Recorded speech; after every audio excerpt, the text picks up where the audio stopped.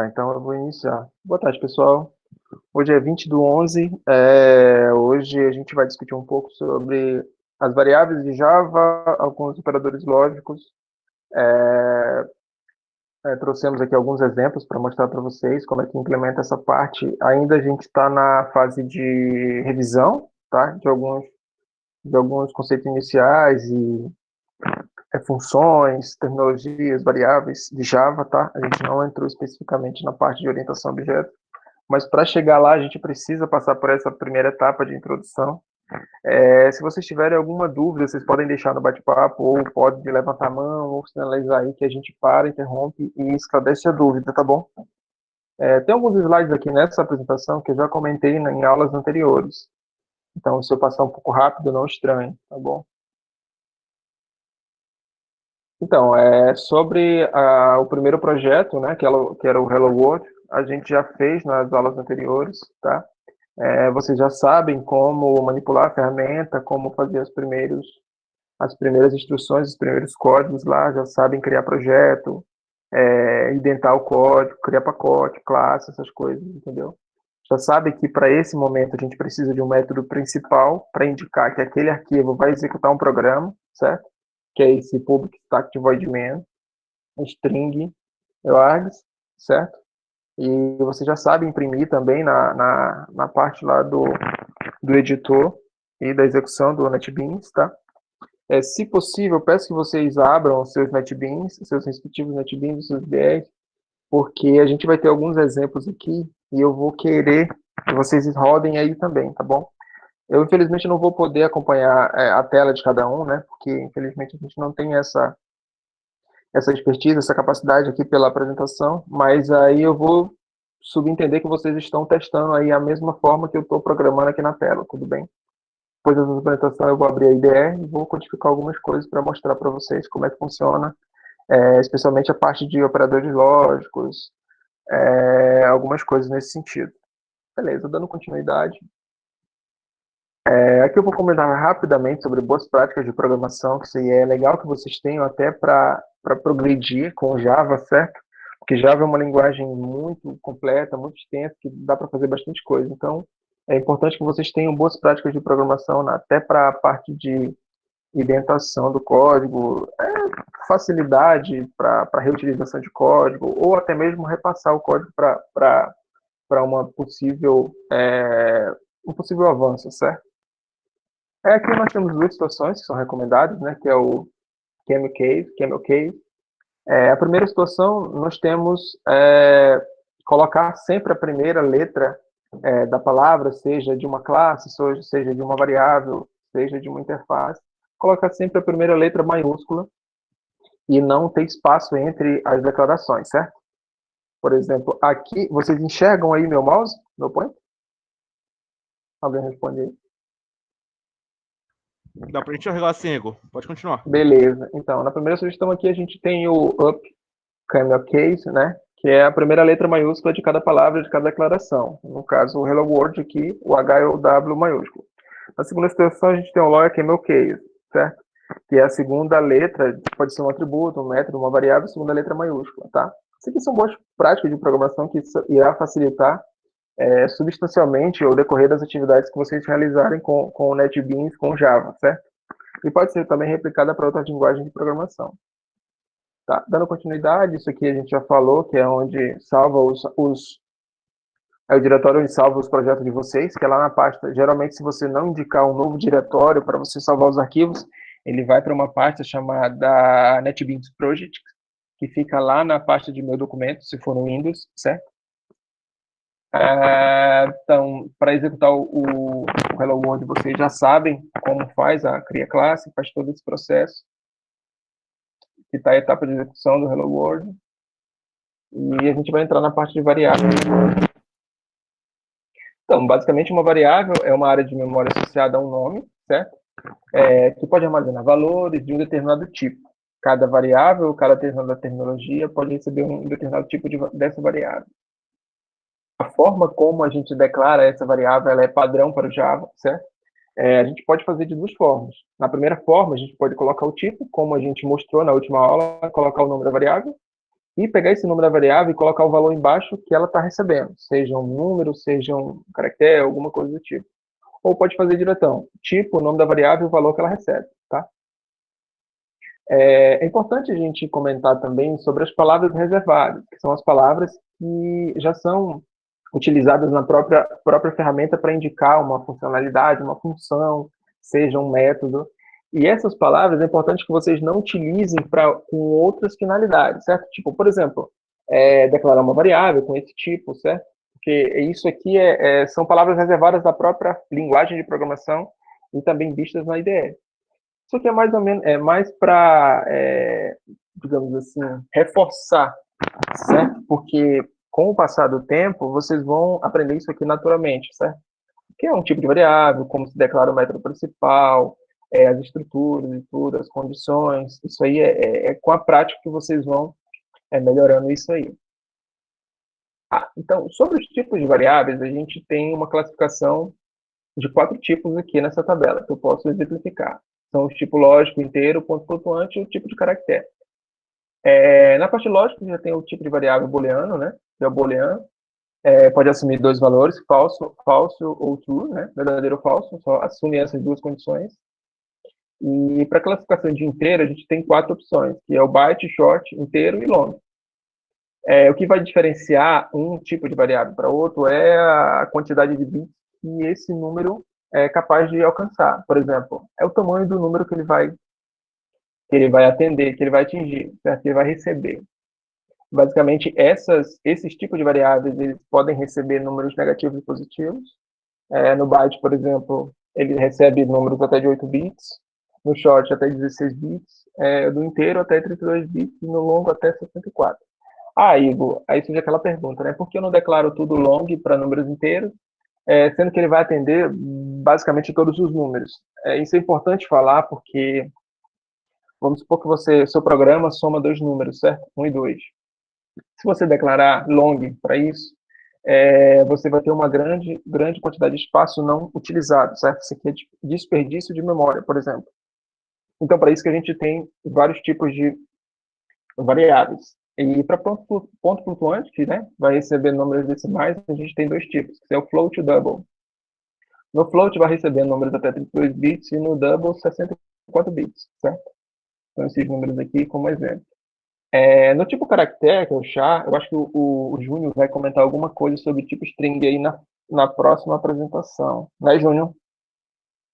Eu não sei se tu vai comentar alguma coisa sobre isso, mas basicamente são... Hoje ainda não. A gente vai deixar para semana que vem porque tem muitas peculiaridades, mas está no radar de apresentação, sim. Tá, beleza. Por hora, isso aqui é o suficiente para vocês conseguirem rodar os códigos iniciais aí das primeiras listas, né? Quer saber que é um tipo de variável que vai receber caractere de 0 a 65.535, certo? Que é um número ou quantidade de caracteres de 16 bits. Basicamente, são essas classificações dos tipos primitivos de variáveis. Tá, dando continuidade, a gente vai falar aqui um pouquinho também sobre os atalhos, que a gente fala que é a sequência de escape, né? E que a gente tem, no Java, a gente sempre utiliza essa barra para a esquerda para indicar alguma coisa. Por exemplo, o tab é o T, o B é o backspace, nova linha, avanço, sempre iniciando com essa barra para a esquerda, certo? Isso aqui vocês vão aprender na prática, tá? Tem outras formas de não utilizar isso aqui, essa é mais uma forma de organizar o código de vocês, a parte de execução e as saídas. Até quando é para entregar as listas? Então, a gente ainda não definiu a data de entrega, certo? Porque a gente está fazendo essa etapa de revisão, então a gente definiu que para esse primeiro momento a gente vai mandar as listas e a partir do momento que a gente finalizar essa parte de introdução, de revisão dos conceitos que vocês já devem ter vistos em programação, aí a gente vai colocar um prazo para vocês entregarem cada lista, tá? No total, adianto a vocês que são 12 listas, tá bom? 12 ou 11. Teremos 2 trabalhos finais. Tá confundindo, são 8 listas e 12 semanas. São 8 listas e 12 semanas, né? Certo. Isso. Perdão, são 8 listas e 12 semanas e a gente vai ter 2 trabalhos finais. O trabalho 1 é sobre orientação a objeto e o trabalho 2 é sobre orientação a objeto e estrutura de dados. Beleza? É isso, Júnior? É isso sim. À medida que forem passando as semanas e a gente for progredindo, tanto no assunto teórico quanto no prático, a gente vai elaborando listas para vocês entregarem. A gente ainda não definiu um prazo de entrega, porque ficou pendente, a gente vai lidar com o Marcelino e com o Diego, entrega dessas listas, mas vão ser 8 listas e 2 trabalhos, como o Igor falou. Em questão de entrega dos trabalhos, também a gente vai definir quando a gente passar os trabalhos, mas não se preocupem que a gente vai dar um tempo viável para vocês desenvolverem, beleza? Assim, se vocês conseguirem desenvolver as listas com tranquilidade, se esforçarem, os trabalhos finais eles vão acabar sendo consequência, tá? Então, pode ficar tranquilo quanto a isso. Exatamente, até porque os trabalhos finais são embasados nas listas que a gente está passando, então não vai ser nada assim, tipo, um ponto fora da curva, que é algo muito diferente do que a gente está tratando aqui nesses dias, entendeu? Vai ser focado mais ou menos nisso. Então, dando continuidade, eu já falei sobre o método Scanner, né? Que é para inserção de dados lá na aba de saída do NetBeans, então eu já mostrei para vocês como é que funciona, então isso aqui eu vou passar. Mas basicamente aqui a gente tem o método Scanner, onde a gente cria um objeto Scanner, certo? Para inserção de dados. Para esse método, a gente precisa fazer a importação da biblioteca necessária, que é dessa forma que a gente faz a importação. Tá dando continuidade aqui. Aqui a gente está vendo a forma como é que a gente declara, implementa esse método para receber um valor e fazer algum tratamento durante o código. Tá? Na parte de operadores lógicos, nós temos basicamente 4 tipos, certo? São os operadores lógicos, os operadores aritméticos, os operadores relacionais, os operadores lógicos e os operadores assignem. São os operadores de atribuição. Tá? Eu vou comentar rapidamente sobre cada um deles e vou mostrar aqui 2 exemplos de como a gente implementa uma parte deles que eu acho bem importante, que é a parte de incremento e decremento.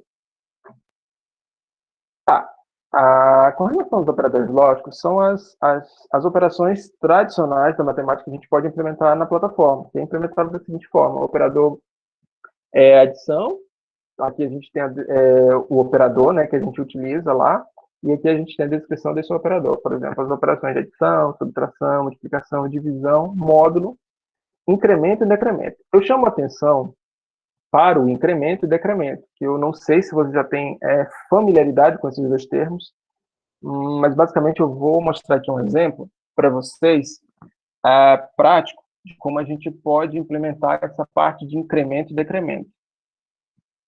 Só um minutinho que eu tô... Tá. Vocês enxergam a página do meu NetBeans aí? Alô? Dá para Sim, enxergar beleza. assim, Igor. Tá, mas basicamente o incremento a gente implementa da seguinte forma. Eu vou colocar aqui um exemplo bem simples para a gente ver como é que faz e aí eu explico na prática como é que a gente pode fazer isso aí. Eu vou fazer aqui um programa bem simples, onde ele vai ler um número, vai fazer a soma ou alguma operação e vai exibir um valor, certo? Eu preciso do método principal, né? O stack void main, aí dou um tab para ele preencher com o método principal. E aqui eu vou colocar 2 variáveis do tipo inteiro. X igual a, sei lá, 5. Outra variável para indicar outra, que a gente vai fazer uma operação matemática, y igual a 3, por exemplo. Igual a 3. Beleza. Aí a gente vai ter uma variável z que vai receber a soma desses 2 números. Aí eu preciso também iniciar a variável. Quando eu falo iniciar a variável, eu tenho que declarar ela 0, porque eu estou iniciando essa variável. Vou colocar aqui igual a 0. Beleza. Botei aqui a 0. Sabe? Continuidade aqui. Nesse exemplo, eu posso mostrar as 2 formas, que é o incremento e o decremento, como é que funciona cada um deles. Como na última aula a gente já falou do while, então eu vou fazer uma estrutura com o while aqui para a gente ver como é que funciona isso. Então eu vou pegar o z, onde eu vou pegar o x vezes o y, certo? Eu vou exibir essa operação. Aí eu coloco um system.out.println. Beleza. E dentro do system.println, a gente vai colocar para exibir o resultado. O resultado é... E para ele capturar o resultado, a gente tem que fazer a concatenação com Z. Aí, para exemplificar o incremento, que eu estou incrementando um número, no caso, se fosse no caso Z, eu vou incrementar um número por vez, entendeu? Incremento é dessa terminologia. Então, eu vou colocar o Z++, tá? Se eu rodar isso aqui, o que vai acontecer?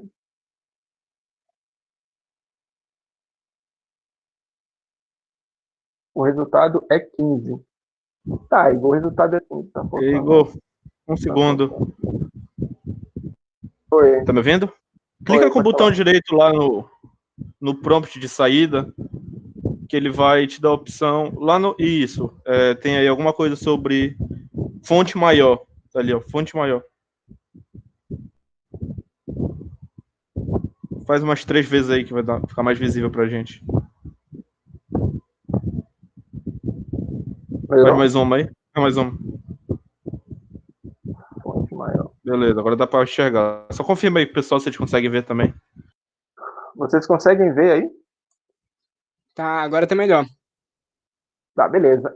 Essa condição aqui, ela não está fazendo nenhuma verificação, certo? Então, eu vou acrescentar aqui um while para a gente fazer um teste aqui, por exemplo. While... Enquanto Z for menor que 5 vezes 3, 15, vou colocar aqui 20. Enquanto Z for menor do que 20, falta mais uma. Execute isso aqui. Por favor, façam isso aqui na ideia de vocês aí. Alguém pode chutar mais ou menos o que acha que vai acontecer aqui? Sem esse teste, ele exibiu o valor 15, que é a multiplicação desses dois valores. Alguém chuta aí o que pode acontecer aqui com o resultado?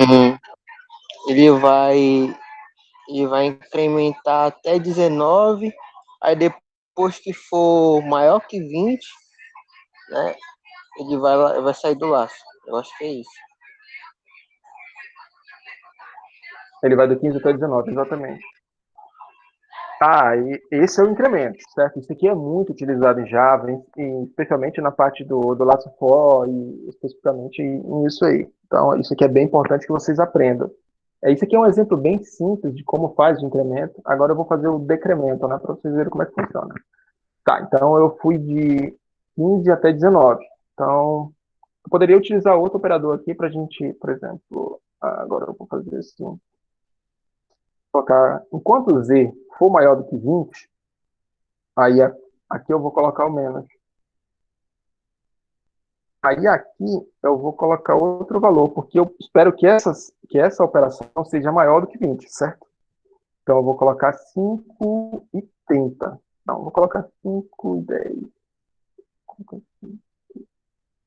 colocar 10 para dar 30 para não aumentar muito. Vou colocar 3. Beleza. Tá bom. Alguém imagina aí como é que vai ser essa saída? Sugestões? Chutes? Nada? Não conseguem imaginar nenhum tipo de saída?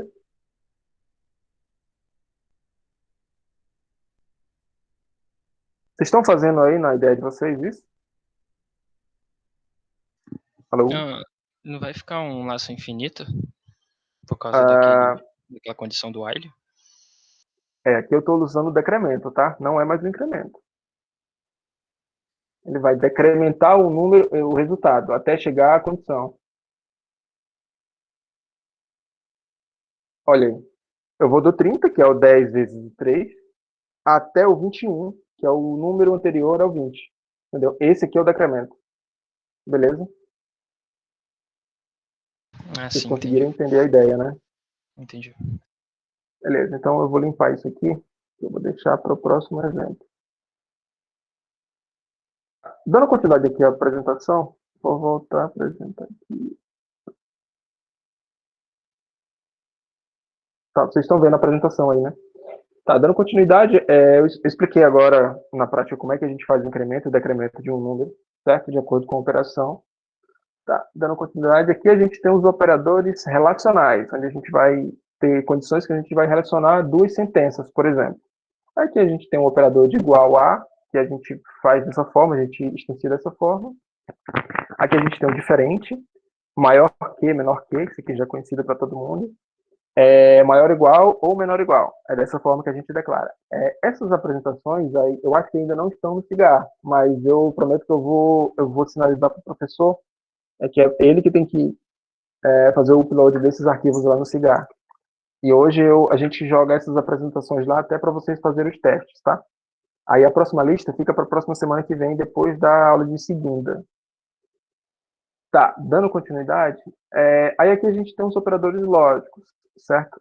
Em relação aos operadores lógicos, aqui a gente tem algumas tabelinhas, isso aqui é prática, que eu não são todos, mas basicamente tem boa parte deles. Aqui a gente tem o E, né, que é sinalizado pelo E comercial, que são duas sentenças, e uma e outra. A gente tem o OU, a gente tem o SHOR, que é o OU exclusivo.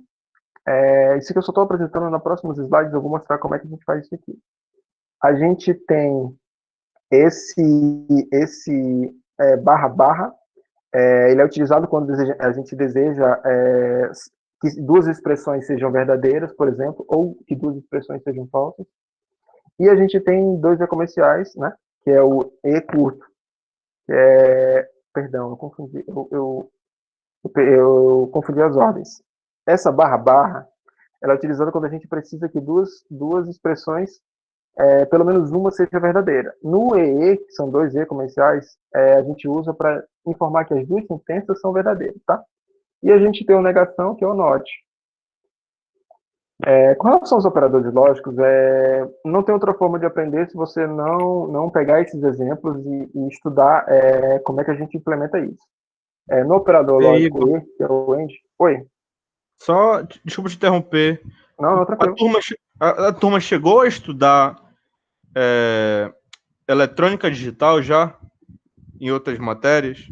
Então beleza. Então, isso aqui não é nada novo que vocês chegaram a ver, né? Já essa questão de lógica. E, ou exclusivo. Isso aí já é meio que não é nada novo para vocês, beleza? Então eu vou passar um pouco mais rápido, tá? Então a gente vai mais para a prática. Esse aqui é o E, né? Onde vocês já sabem, uma operação, é um operador lógico, a resposta da operação é pelo menos um verdadeiro entre ambas as variáveis, tá? Que é a tabelinha, como vocês já viram, isso aqui não é nada novo. E nós temos o OU, né? Que é o operador lógico, no qual a resposta da operação é verdade se pelo menos uma das variáveis de entrada for verdade.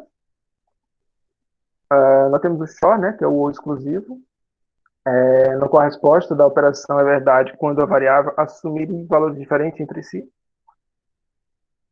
Nós temos a negação, certo? Que é o mais tradicional entre essas. Tá, Júnior, tu pode iniciar o teu exemplo aí, que depois que tu terminar, eu mostro uns exemplos aqui que eu trouxe para mostrar para o pessoal. Tá, beleza. Pessoal, o Igor, para de compartilhar, eu vou começar aqui. A gente está tentando bombardear vocês de informação que é muito mais relacionada ao algoritmo, para vocês que já viram em C, pegarem e meio que entender como funciona isso em Java, que não é nada de outro mundo diferente.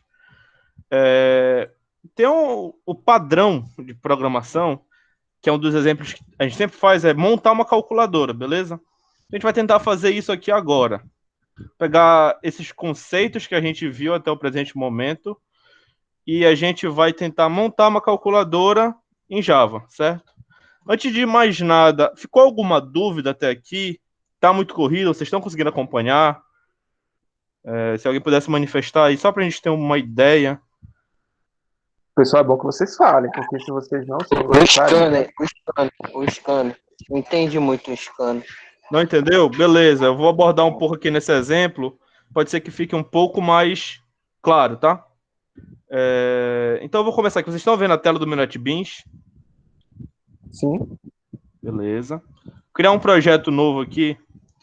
Vou chamar esse projeto de calculadora. Uma aplicação Java. Vou chamar de calculadora, certo?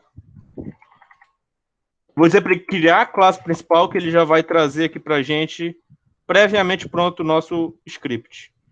Pessoal, uma dica aqui para vocês referente à IDE do NetBeans.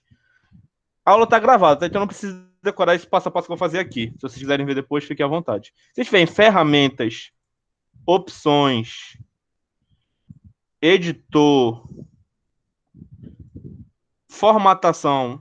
Normalmente, quando vocês abrirem a primeira vez, vai estar assim, todas as linguagens. Existe uma função muito bacana no NetBeans que se chama autocompletar. Para habilitar ela, a gente põe todas as linguagens e muda para Java e marca que utilizar todas as definições de idioma, recuo, tudo mais. A gente pode vir aqui também em geral, não, um minuto, só lembrar.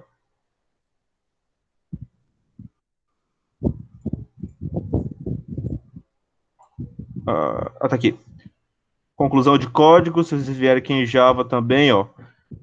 Está nessa tela, editor, conclusão de código, vai vir todas as linguagens, vocês selecionam Java, tá? E marquem todas essas caixinhas. Se eu não me engano, vai estar marcado só a primeira.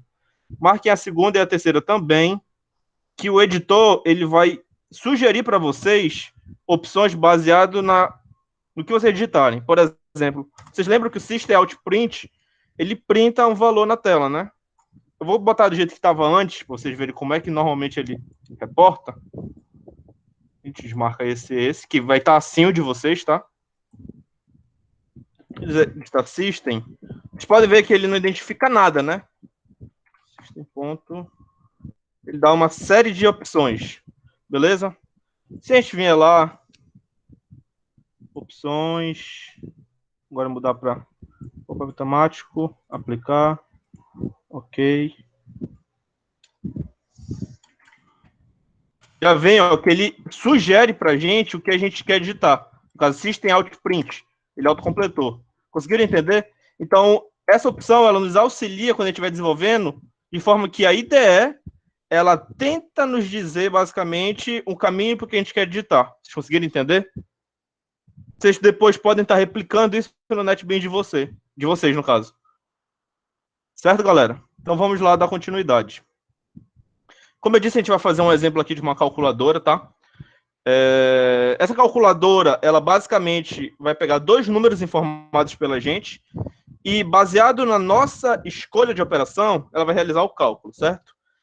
Dentro desse exemplo, a gente vai ver uma estrutura que a gente não viu ainda, mas que vocês já devem ter visto lá em algoritmo, que se chama switch case, tá? Mas primeiro, bora fazer sem o switch case. Primeiramente, bora declarar aqui duas variáveis. Vai chamar uma de primeiro número, certo? Começar com 0 essa variável. E declarar outra chamada segundo número, beleza?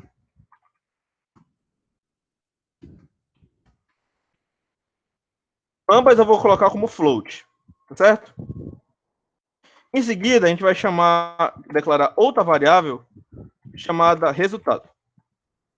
Essa variável resultado, ela nada mais vai ser do que a variável que vai armazenar o resultado da nossa operação, certo? E a gente vai definir uma outra variável aqui, chamada operação. A operação, ela vai armazenar o valor da nossa operação que a gente vai definir posteriormente. Vocês já vão entender.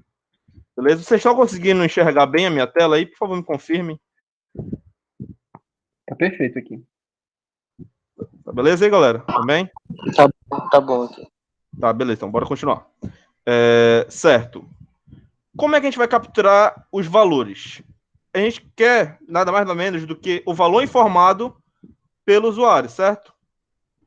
Aí a gente pode utilizar o método scanner. E aí a gente pode ajudar o nosso amigo lá que não tinha entendido o método, certo?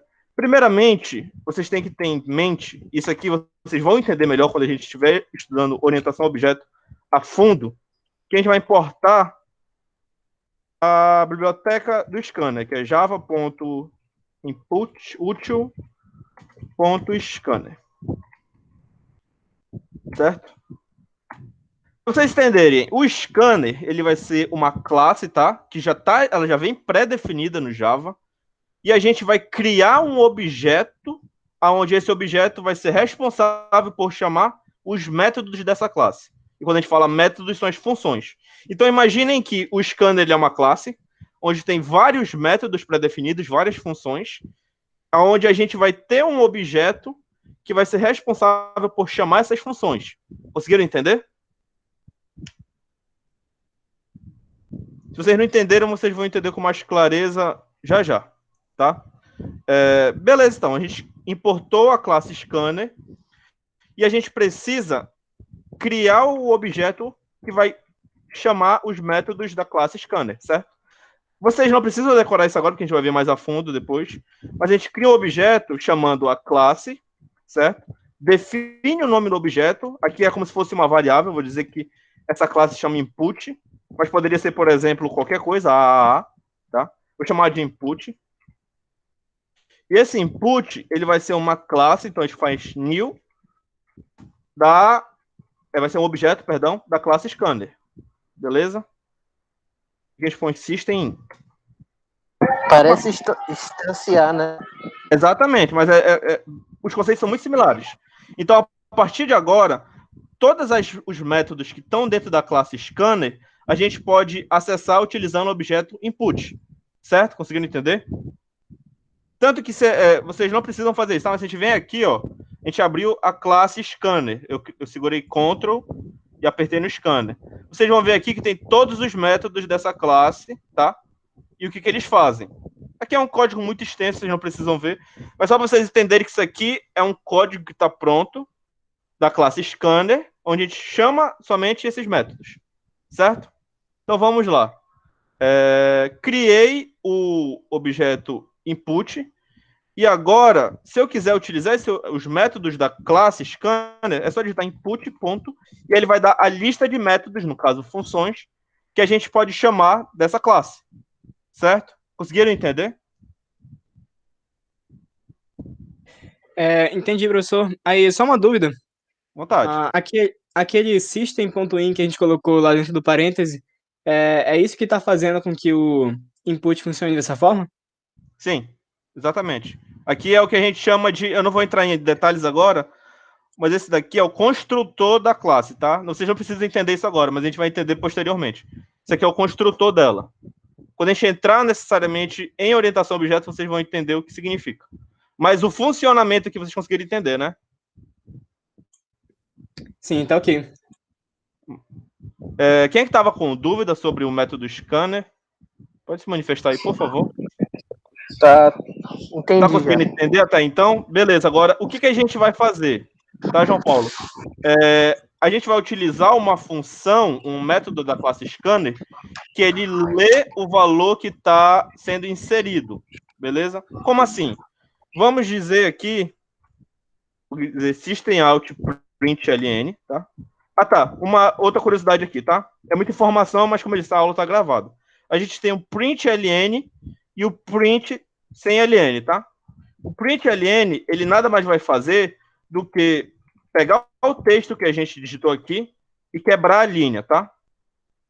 O print, ele mantém na mesma linha. Só para vocês entenderem, eu vou digitar aqui. Print, alô mundo, system out, print de novo, tá? Sem o ln. Este é meu primeiro código. Se a gente rodar isso aqui, vocês vão ver que ele vai colocar um do lado do outro. Tá vendo? Ó? Alô mundo, este é meu primeiro código, porque ele não quebra a linha. Mas se a gente rodar com o println, ele vai rodar essa string, exibir isso aqui, quebrar a linha e exibir o próximo, como vocês vão ver. Beleza? Conseguiram entender aí essa diferença? Correto. Beleza, vamos continuar então. Deixa Fora essa curiosidade aqui. Oi? Tu deixa aí uns minutinhos para mim no final, que eu preciso falar do while, a diferença do while pro do while, tá? Tá, beleza. Vou tentar terminar esse cast das 6. Continuando então aqui. Vamos colocar aqui, seguindo o nosso exemplo da calculadora, digite o primeiro número, certo? E aqui a gente vai informar qual é o primeiro número. Beleza, galera? Como é que a gente vai pegar esse primeiro número? A variável lá em cima, primeiro número que a gente definiu, ela vai receber um valor. Esse valor nada mais vai ser do que o valor informado pelo usuário. Então, a gente chama lá o objeto input e utiliza a função dele next float. Por que next float? Ele vai pegar next vem de próximo, o próximo valor float que foi inserido aqui. Beleza? Então, lembrem que a variável, o primeiro número é um float, e a gente vai pegar essa variável inserida, correto? Conseguiu entender aí, João Paulo? Sim, tô entendendo. É igual o sconf da vida, né? Isso, é literalmente igual, só muda o nome da variável, da função. Além do primeiro número, a gente vai querer digitar o segundo número da operação, beleza? Então é system print, digite o segundo número. Tá? A mesma coisa. Agora, o segundo número vai receber o input.nextFloat também. Correto, galera? Vamos dar prosseguimento. Aqui a gente está digitando, ó, vou até rodar aqui para vocês verem. Digite o primeiro número, por exemplo, 10. Digite o segundo número, 20. Beleza, está funcionando, tá? Vamos continuar. O que a gente vai fazer agora é criar um cabeçalho das nossas operações. Então, system.out print ln, porque eu vou querer quebrar a linha. Eu vou colocar aqui vários sinais de igual, só para ficar mais legível, tá? Eu vou entender como é que eu quero que fique no final. Aí aqui a primeira operação. Na verdade, eu vou colocar aqui. Escolha uma operação, tá? Vocês podem replicar isso depois na máquina de vocês. Escolha uma operação. Opa, perdão, aqui não está system out, está system er. Cuidado com isso aí, tá? Quando vocês estiverem trabalhando. System out println. A primeira, eu vou dizer que 1 é soma, tá? Aqui eu vou copiar e colar para ser mais rápido. Aí 2 vai ser subtração. 3 vai ser divisão, tá? 4 vai ser multiplicação. Que eu vou colocar só para fechar o cabeçalho. Então, até então, ele está perguntando para nós o primeiro número, o segundo número, e agora ele exime um cabeçalho, para a gente escolher uma opção, tá certo? A gente vai agora fazer uma maneira dele entender qual é a opção que a gente vai passar e calcular para a gente baseada nessa opção. Beleza, galera? Então, vamos lá. O que a gente precisa agora é saber qual é a operação que vai ser realizada. Lembra que a gente definiu uma variável chamada operação aqui em cima? Essa operação vai receber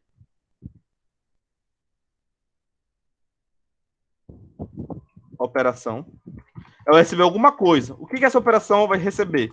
A gente quer que ela receba a operação informada pelo usuário, beleza?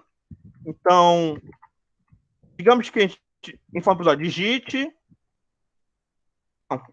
só a operação. Então, vai aparecer para o usuário perguntando qual operação que ele quer, tá? E a gente vai atribuir na variável operação o que o usuário digitou. Então, é input.nextFloat. Beleza, galera? Tem aqui tudo bem, eu espero. Beleza, o usuário escolheu a operação e agora a gente tem que fazer o código realizar essa operação, certo? Agora a gente vai entrar aqui nos conceitos de if e a gente vai até puxar um gancho do que o Igor estava explicando, beleza? A gente vai utilizar aqui aqueles operadores lá lógicos, tá? Se a a gente só quer, tá? Antes de eu dar prosseguimento aqui, vou rodar aqui para vocês entenderem. Digita o primeiro número, 10, 20, e escolha uma operação. Vocês concordam comigo que o usuário ele só pode escolher 1, 2, 3 ou 4? Ele não pode escolher mais nada, correto? Vocês concordam comigo? Puderem interagir aí. Beleza. Concordo. Então, a gente tem que restringir o código a aceitar somente uma dessas 4 operações. Vou digitar qualquer coisa, ele vai terminar o código. Então, o que a gente vai fazer? Se a operação for igual a 1, ou, que aí entra no que o Igor falou, a operação for igual a 2, ou a operação for igual a 3, ou a operação for igual a 4, ele vai fazer alguma coisa, beleza? Ele tá fazendo algum erro aqui.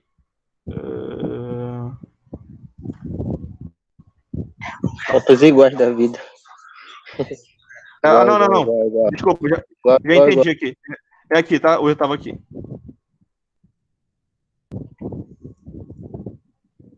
Pronto. Inclusive, esse aqui foi até bom errar para vocês entenderem, tá, galera? Um parênteses aqui. Entendam que 1 igual é uma atribuição de valor, tá? Uma variável. A recebe 3.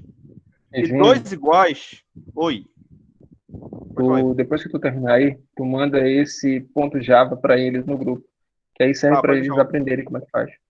Vou mandar assim. E 2 iguais é uma comparação lógica, tá? Pode deixar, Igor. Então, uma comparação lógica. Exemplo. A igual a 3 vai verificar se o A é igual a 3. A igual a 3 vai atribuir o valor 3 à variável A. Conseguiram entender? Acho que sim, né? Que até me corrigiram ali no chat. Sim. Beleza, então. Vamos dar continuidade. Se a operação for 1, 2, 3 ou 4, ele vai fazer alguma coisa. Se não, a gente põe um erro aqui do usuário, tá? System, out.println, você digitou uma operação inválida. Aí tem uma função no Java que se chama break. A break, ela sempre vai finalizar o código, tá? Só que eu acho que nesse caso aqui não vai ser necessário, porque não vai ter nada depois. Mas tenha em mente que existe essa função aqui, beleza? Fiz até um erro aqui. Ah, tá, beleza. Certo? Vamos lá. Beleza, então. O usuário... Vou até rodar aqui para fazer o teste. 10, 20. Vou digitar uma operação que não está aqui. 8. Aí ele falou, você digitou uma operação inválida. Beleza, galera? Vamos lá. Mas se o usuário digitar uma dessas operações, como é que a gente vai fazer? Se a operação for 1, o que ele tem que fazer? Código. Lembra que a gente tinha definido uma variável resultado? O resultado vai receber o quê? A soma, correto? O resultado vai receber primeiro número mais segundo número. E a gente vai exibir para o usuário. O resultado é... Lembra como o amigo falou? O maisinho que ele indica concatenação. O resultado é resultado. Certo, galera? F6 aqui só para testar. 10 e 20. Eu quero uma soma. O resultado é 30. 10 mais 20 é 30. Beleza? Se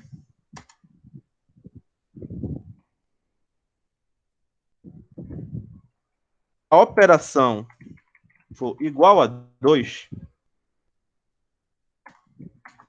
então o resultado ele vai receber o primeiro número menos o segundo número. Mesma coisa. System.out.println, o resultado é resultado. Ou se o usuário se ele digitar 3, aí aqui tem uma observação, tá? Qual é a observação? Lembrem que a operação 3 é uma divisão. Provavelmente vocês viram isso lá em algoritmo, que uma divisão por 0, ela é um número inexistente, correto? Então a gente tem que tratar isso aqui.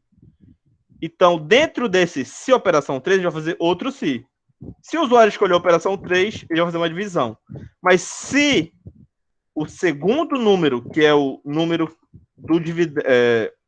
da parte de baixo da divisão, foi igual a 0,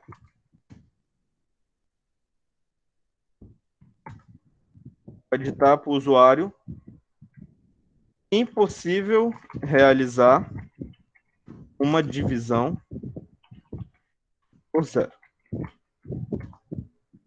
Quer entender o que eu fiz? O porquê disso também? Sim, deu pra entender. Beleza. Beleza, mas se o usuário não digitar um 0, se não, então a gente faz a divisão. Resultado recebe primeiro número dividido pelo segundo número. System.out.println, o resultado é resultado. Correto, galera? E na última hipótese, se a operação for igual a 4, o resultado vai receber o primeiro número vezes o segundo número. O resultado é resultado. Vocês conseguiram entender a lógica desse código? Me confirmem aí no chat, por favor, ou alguém abre o microfone e fala em nome da turma. Se alguém ficou com alguma dúvida, na verdade? Beleza, então. Vou executar aqui. Vou digitar um número, 45, por exemplo, e 5. Multiplicação. O resultado é 225. Tranquilo. Vou executar de novo aqui, tá? Agora eu vou tentar fazer uma divisão por 0.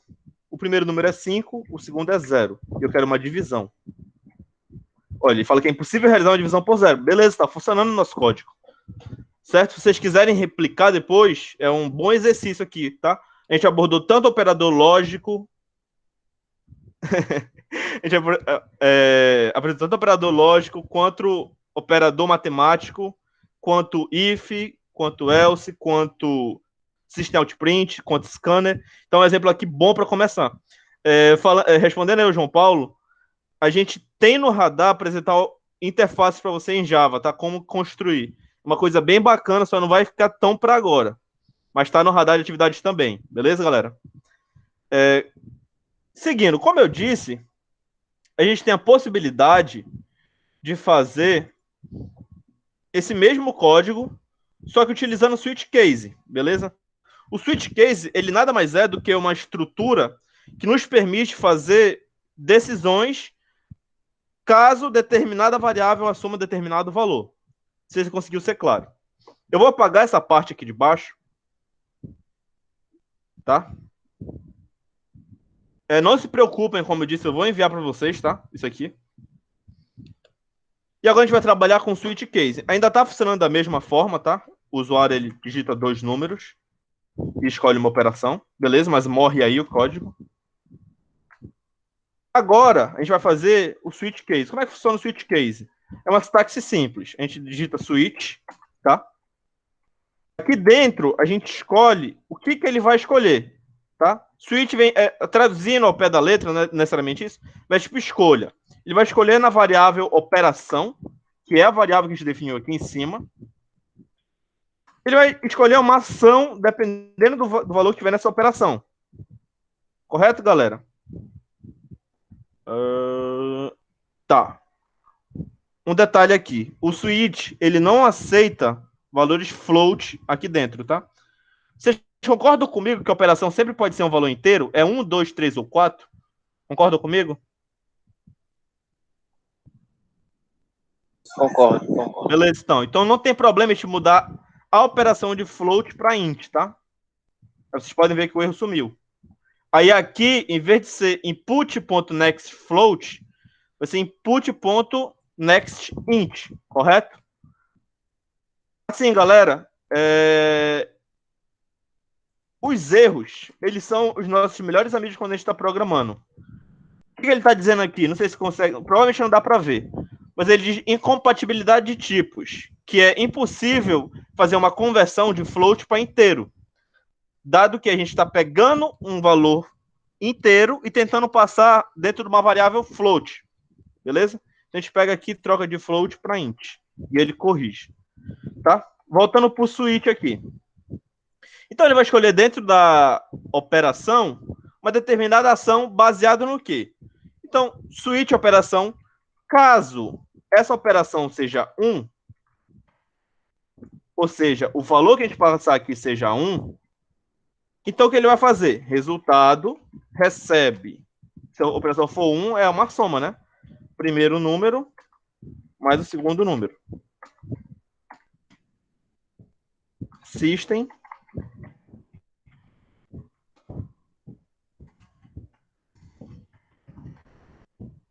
Dado é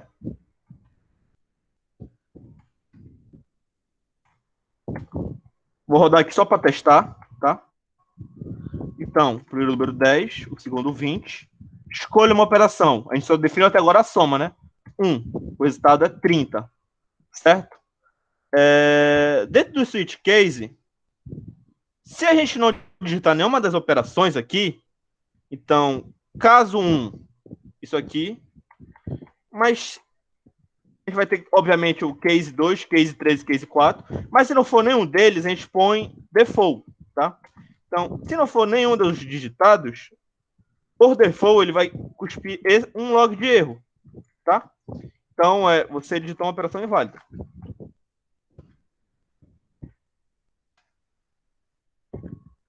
Se eu rodar aqui, 10, 20. Eu só defini até agora o 1, tá? Então, se eu digitar, por exemplo, 6, ele diz, você digitou uma operação inválida. Aí nessa questão bem aqui. Beleza, até então tudo bem. Caso 1, isso. Caso 2, o 2 é a subtração.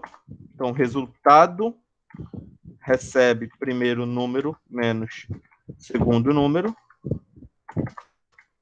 System out print ln, o resultado é mais resultado. Caso 3, aí entra na divisão. Vocês lembram que na divisão tem aquela condição lá. Se o segundo número for igual a 0, a gente digita que é impossível realizar uma operação de uma divisão por 0.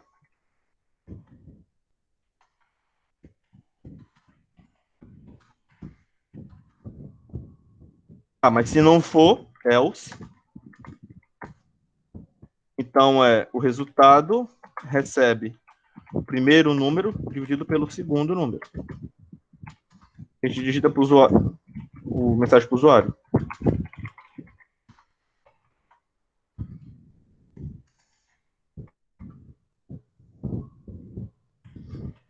Por fim, caso seja 4, resultado recebe o primeiro número vezes o segundo número. Perdão. Nunca esqueçam, tá? Ponto e vírgula no final de tudo. Não façam igual eu.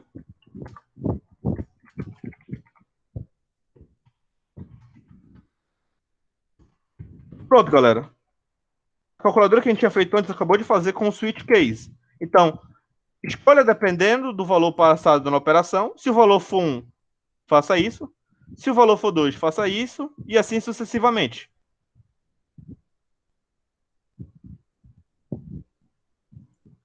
Caio, tem uma função específica do Java que a gente delimita quantas casas decimais podem ser exibidas, tá? Isso aqui era mais para questão de string, mas eu vou já mostrar para vocês como é que funciona. Só rodar aqui e testar. Então aqui, 10, 20. Vou escolher aqui, por exemplo, divisão. Então...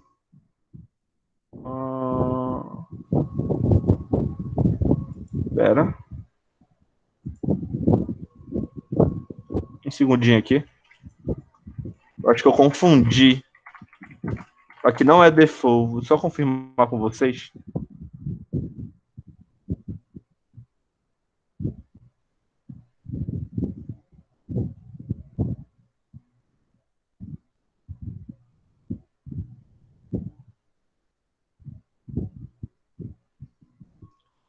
Eu me esqueci agora, pessoal, vocês vão me perdoar, mas aqui não é default a estrutura. O default ele sempre vai mostrar isso aqui ao final. Não é break, não? Não, o break ele vai só quebrar. Fica para a próxima aula, que agora eu realmente esqueci qual é a função que a gente coloca aqui. Não, lembrei, desculpa, tá, corrigindo. O Igor tem razão.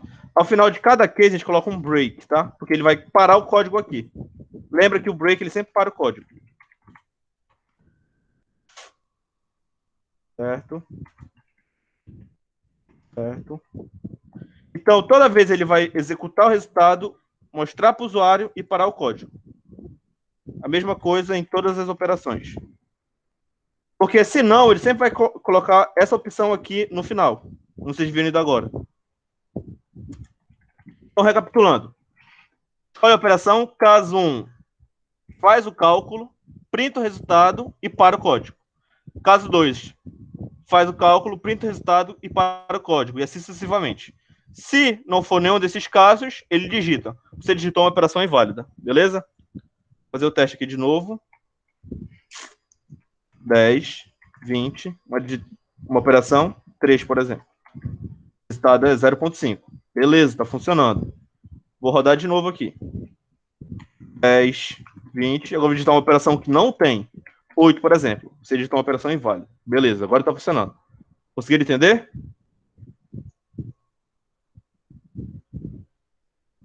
Conseguiram entender mais ou menos aqui como é o funcionamento? Alguma dúvida até aqui? Se alguém tiver alguma dúvida aí, vou dar 30 segundinhos para se manifestar. Os caras são sapos, gente. Pô, beleza, então. Vou dar prosseguimento aqui. Respondendo a pergunta do Caio. Se a gente quiser limitar o número de casas decimais. Tá, beleza. Vamos lá. Além do System Print LN e do System Print, a gente tem o System Print F. O System Print F, ele permite, inclusive, com aquela opção marcada, ele dá uma breve descrição aqui, tá? Do que a função faz, como vocês podem ver. Ele abre um pop-up e dá a descrição. Parâmetros, o que ela faz, cada parâmetro faz e tudo mais. Certo? O que o System Out Print vai fazer? Ele nos permite, eu acho que vocês lembram, eu disse lá no C, fazer algo desse tipo aqui. Só ver se eu consigo lembrar a sintaxe de cabeça. Ponto 2F mais... Eu acho que é esse aqui. Ponto 2F % é igual a 1% ponto 2F. A síndrome da apresentação no atacar é isso. E aqui a gente passa primeiro número, segundo número, resultado. O que a gente está fazendo aqui, galera? Vocês lembram que primeiro número, segundo número e resultado eram variáveis do tipo float, beleza? Tranquilo. A gente quer que esses valores aqui passados no parâmetro, primeiro número, segundo número e resultado, sejam espelhados dentro desse print. Então, para isso, a gente tem essa notação aqui. Porcento, ponto, porque é um ponto flutuante, tá? É um decimal. 2, que é o número de casas que a gente quer que sejam exibidas. E F, porque é uma variável do tipo float. Então, ele vai substituir isso daqui pelo primeiro número com 2 casas decimais. Isso aqui pelo segundo número com 2 casas decimais. E esse daqui pelo resultado com 2 casas decimais. Tranquilo? Eu vou rodar aqui para vocês verem. Óbvio que com a soma não vai ficar tão evidente, tá? Vai botar 10, 20, escolher a soma. Vocês podem ver, ó, operação 10, aí botou 2 casas decimais, mais 20, 2 casas decimais, é igual a 30. Beleza? Conseguiu entender aí, Caio? E os demais? Eu acho que tem uma coisa parecida lá em C, se não me engano. Fica mais evidente se a gente vem aqui para divisão fazer isso, tá?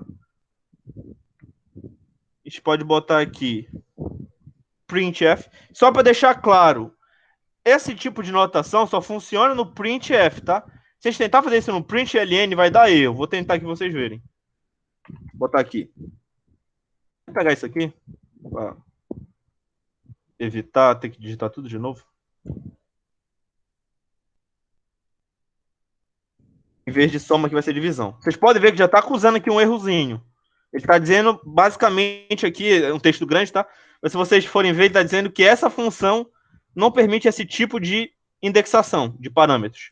Mas se a gente botar printf, vai funcionar. Ó, pode ver que sumiu o erro. Vou rodar aqui.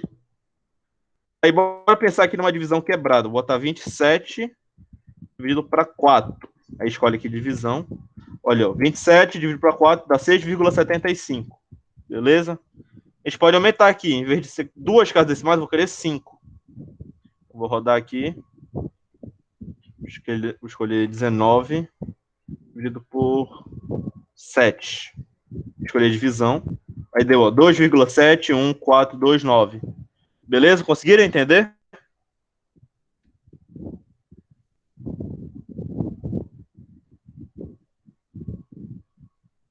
Tá.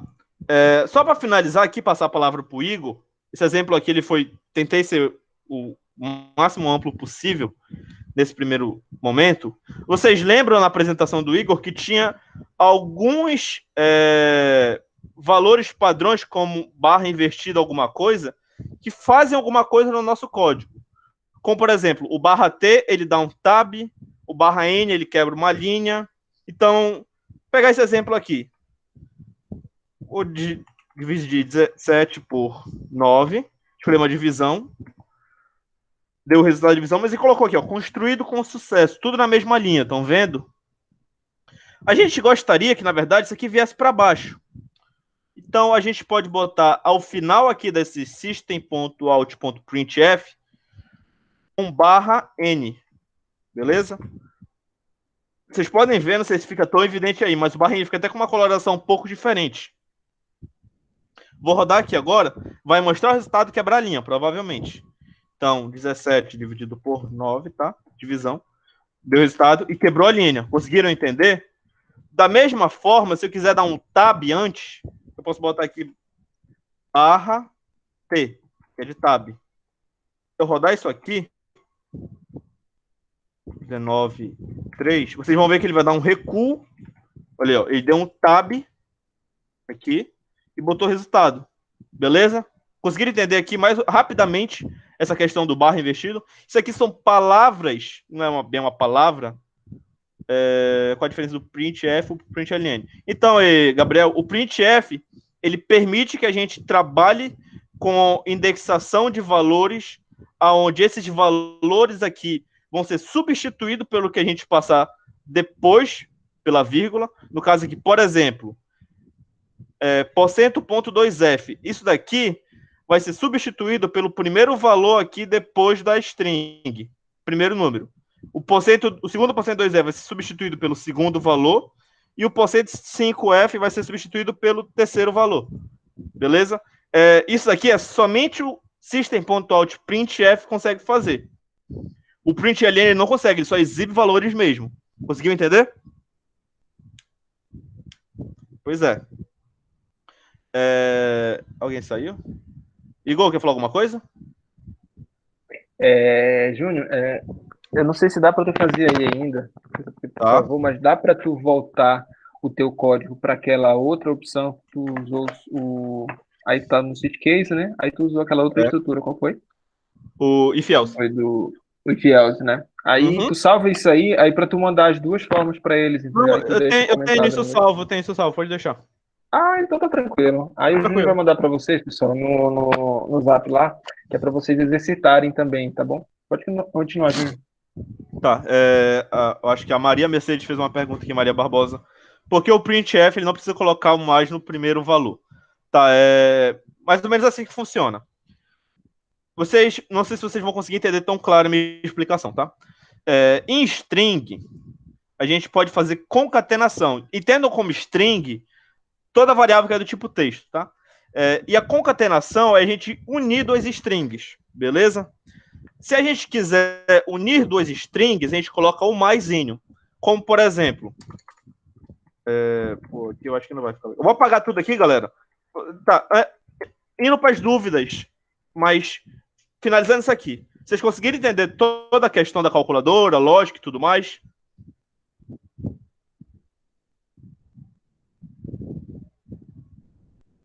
Tá tranquilo, então. Eu vou apagar aqui e vou disponibilizar os códigos para vocês depois, tá? Eu vou apagar tudo aqui para ir responder essas eventuais dúvidas. Isso é claro, se eu souber responder elas. Então vamos lá, Maria.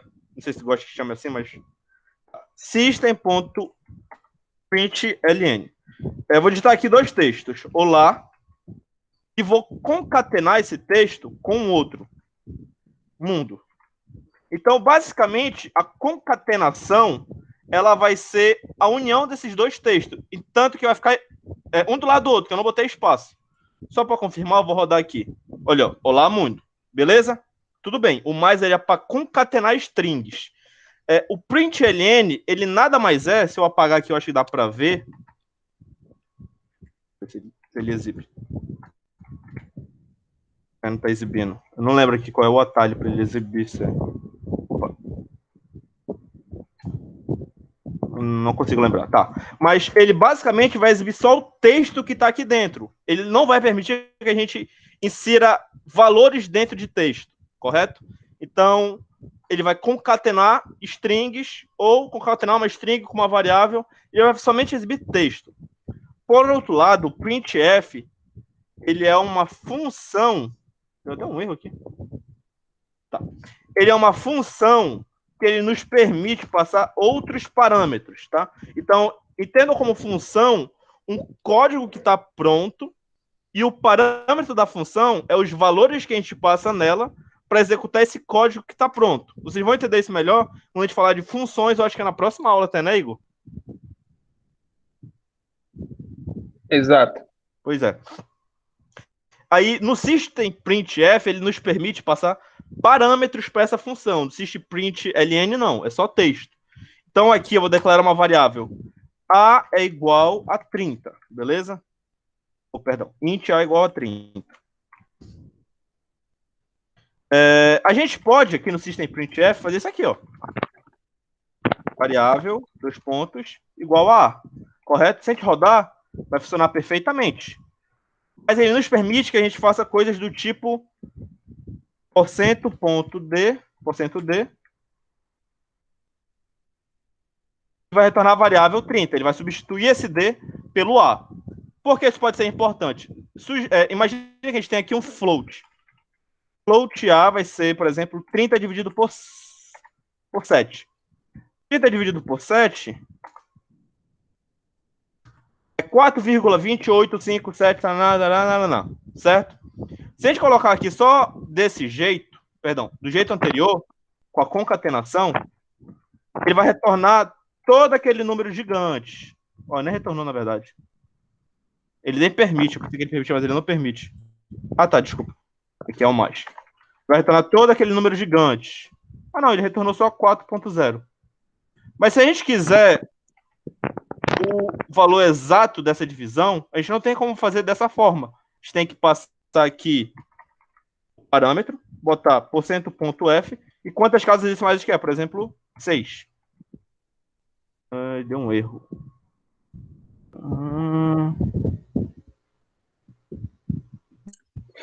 Acho que o 6 vem antes do F. É isso mesmo? É isso mesmo. Obrigado, amigo.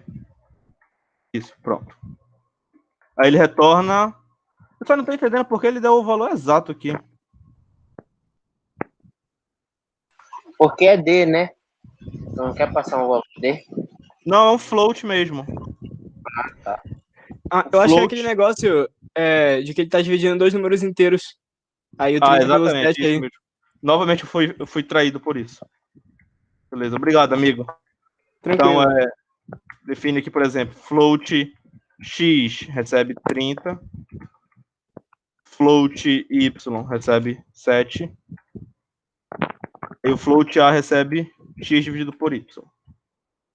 Certo? Se a gente fizer do jeito antigo, lá o print, em vez de f, ln, ele vai retornar toda a dízima, beleza? Mas se a gente quiser só duas casas decimais, a gente não tem como fazer isso com print ln. A gente pode usar o printf, colocar %, duas casas decimais que a gente quer de uma variável do tipo float. Ele vai retornar somente duas casas decimais. Conseguiu entender mais ou menos, Maria? Eu sei que deu uma enrolada, mas a ideia é mais ou menos essa. Dependendo da problemática que a gente quiser abordar, a gente utiliza um ou outro. Ficou mais alguma dúvida, pessoal?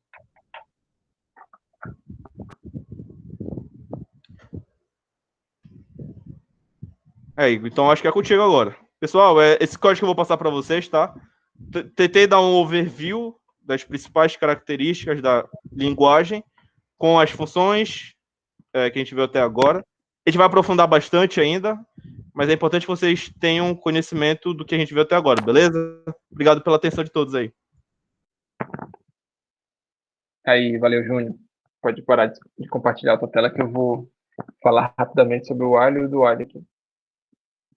Então, pessoal, eu não sou o Júnior, mas eu tenho um certo tempo que eu não trabalho com Java, então tem muita coisa que a gente está relembrando aqui na prática, entendeu? Então, se a gente não souber responder uma pergunta, que vai acontecer naturalmente, a gente está anotando aqui para na próxima aula a gente sanar as dúvidas de vocês, tá bom? Tá, tem só mais uma situação que eu pretendo, que eu quero comentar com vocês agora, eu vou compartilhar a tela aqui, que é a questão do alho e o do alho. São duas condições, são duas variações, né, do alho, que é também importante que vocês tenham conhecimento. Vocês estão vendo a tela do NetBeans aí? Alô? Sim? Ah, beleza.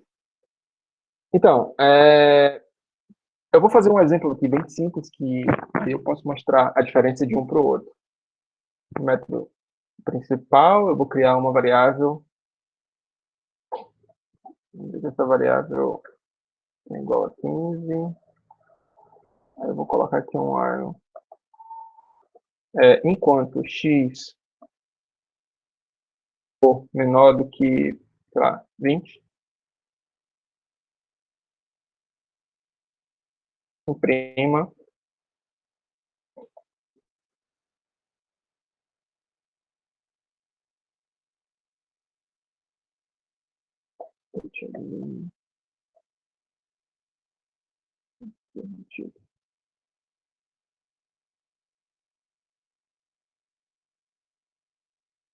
incremento novamente.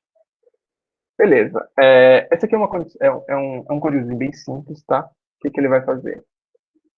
Ele vai imprimir 5 vezes, enquanto a variável x receber um valor abaixo de 20, ela vai imprimir esse valor pela quantidade de vezes. Beleza.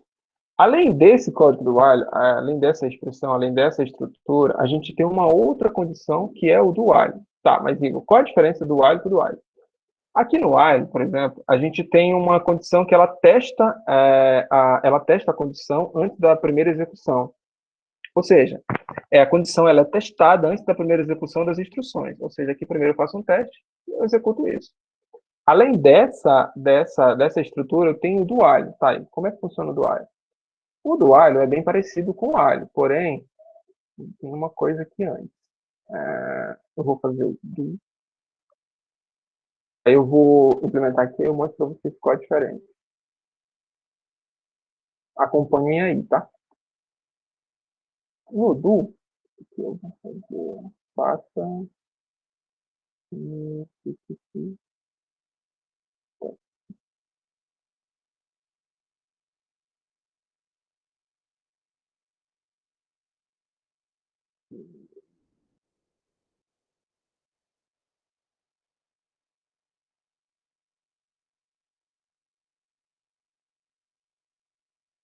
Eu acho que é isso. Tá, o que acontece? Nessa estrutura, utilizando o do while, qual a diferença? Diferentemente do while, essa aqui é apenas uma variação que eu acho que é importante vocês aprenderem isso aqui. Como eu falei anteriormente, na estrutura do while, a condição ela é testada antes da primeira execução das instruções, que compõe toda essa parte do código. Se a condição for falsa, no caso, né, na primeira vez que ela for avaliada, tipo, na primeira vez que ela for executada, esse laço ele não será executado, não vai rodar. Enquanto no do while, a condição ela é somente avaliada se depois da instrução, ela somente é testada depois da execução. Beleza, é a mesma coisa, tá? O código, ele basicamente ele vai funcionar, vai fazer a mesma coisa, mas a diferença de um para o outro é que a condição ela só é testada antes ou depois da condição, beleza? Era basicamente isso. Pessoal, a gente passou uma lista de exercícios, eu não sei se vocês já conseguiram baixar lá do SIGA a lista. Sim? Já conseguiram baixar? Beleza. Se tiver alguma dúvida, como eu falei anteriormente, a gente está nessa fase de revisão, falando sobre os conceitos iniciais, orientação a objeto, tudo. Então, nessa primeira fase, a gente ainda não vai colocar um prazo de entrega dessas listas de exercícios, tá bom? Então, a partir da semana que vem, a gente vai finalizar as funções, vetores e matrizes, tá? Aí a gente coloca um prazo para cada lista, tá? São 8 listas, cada semana a gente vai ter uma lista diferente. Mas se surgirem alguma dúvida sobre a lista, vocês podem perguntar no grupo do Zap lá, vocês têm nosso e-mail, podem procurar tranquilamente que a gente responde da melhor forma possível, beleza? Tem alguma dúvida de tudo que a gente apresentou hoje? Se tiver, podem colocar no bate-papo. Acho que a gente já tem ainda mais uns 12 minutinhos aí para conversar. A entrega é pelo CIGA mesmo? Sim, pelo CIGA. O professor vai abrir uma tarefa lá que vocês podem submeter, tá bom?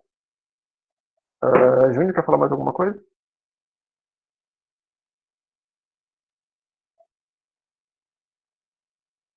Alô? Tem mais alguém aí? Não, tava falando mutado aqui, foi mal. Não, acho que era isso mesmo, Igor. Não sei se ficou alguma dúvida referente à lista, não sei se eles chegaram a abrir a lista. Mas assim, hoje, essa semana, a gente passou assunto, além dessa primeira lista já, na verdade a gente passou bastante assunto. Assuntos, por exemplo, esses que vão estar na segunda lista. Essa primeira lista está bem tranquila, tá? É mais para exercitar mesmo os conhecimentos de vocês na linguagem. Na verdade, a gente, nesse restinho, só para resolver eventuais dúvidas que vocês podem ter, tá? Assim, óbvio que está muito tranquilo, mas se alguém tiver um pouco se enrolando um pouco, não se assuste, tá? Porque é progressivo. À medida que vocês forem praticando, vocês vão tendo mais facilidade. Então, aí está aberta a dúvidas agora. Até 18h06. Se alguém se manifestar, eu acho que a aula acaba, né, Igor? Eu só recomendo vocês fortemente que a gente tem muito curso de Java na internet, então tem muita coisa aqui que a gente não consegue falar porque tipo, a gente tem pouco tempo, são algumas semanas só, e a gente já tá tirando essas semanas aqui para reforçar essa parte de revisão, entendeu? Mas basicamente, a partir do momento que a gente passar essa fase, a gente vai começar a cobrar um pouco mais de vocês. Então, eu recomendo fielmente que vocês peguem materiais. Eu já coloquei um link de um curso que eu fiz na época da graduação, que é um curso muito bom, muito completo, são 60 e poucos vídeos. São vídeos curtos, uma didática bem boa, que dá para vocês assistirem assim, tipo, em uma semana tu mata tudo. Então, tu vai chegar do básico ao intermediário. Claro que não dá para ver tudo também, né? Porque Java é uma linguagem muito, muito extensa, tem muita coisa para se ver. Mas aí vocês já vão ter um nível de aprendizado altíssimo para poder avançar na disciplina. E eu acho que é isso. Tem mais alguma dúvida?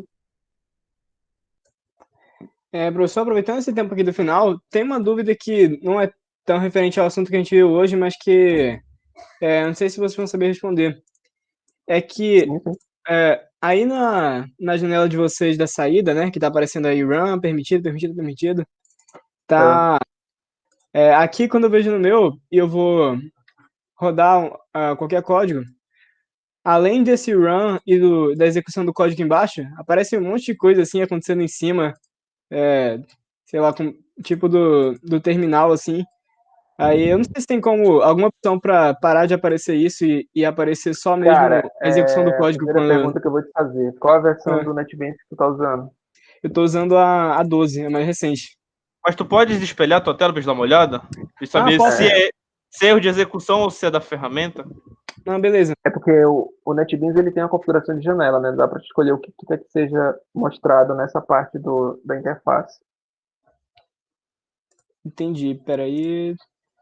Enquanto o Pedro está espelhando aí a tela, alguém semana passada já, quarta-feira, perguntou se dava fazendo Visual Code. Dá, tá? A gente precisaria ter o que a gente chama de kernel do Java instalado. Se tivesse o kernel do Java instalado na máquina, a gente escreveria o código lá no Visual Code normal, abriria o CMD e rodaria o código, executaria o código com esse kernel. Só que, didaticamente, não é tão simples quanto usar o NetBeans. Por isso que a gente optou pelo NetBeans, que é uma IDE que tem autocompletar, tem debug, ele fala quais são os erros e tudo mais, tá? Não lembro quem foi que perguntou. Eu esqueci de responder na época, mas na época já na quarta, mas agora tô respondendo aí, tá? Roda aí, Pedro. Opa, beleza. Ó, é só essas coisas aqui em cima. Não sei se dá pra ver direito aí. É o caminho do... Tá. Pedro, provavelmente isso aí tá acontecendo, deve ser funcionalidade nova da versão, tá? Ele tá mostrando onde é que tá o arquivo e tudo mais. Não sei o quão isso pode impactar, provavelmente não impacta em nada, mas isso aí é mais questão do versionamento do NetBeans, tá? Se tu tiver incomodado, basta, literalmente, tu pode instalar a versão 8, que ela vai atender todas as tuas demandas perfeitamente. Beleza? Beleza, entendi. Tranquilo? Outra Mas isso aí coisa, é ferramenta mesmo. teve um Beleza. colega aí, que eu não lembro o nome, que ele estava com problema na versão 8.2.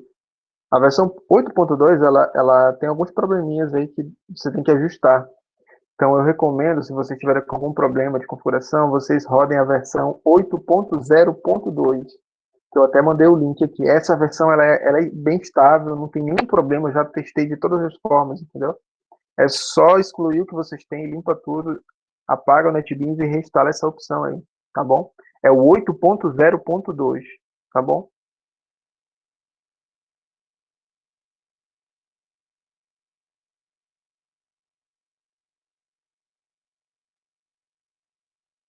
Mais alguma dúvida aí, pessoal, sobre a própria Eu vou ferramenta, sobre Java? Eu vou interromper a Pode parar, gravação, tá? Porque pode a interromper gente a está gravação. tirando outros vídeos. Se alguém tem alguma dúvida aí,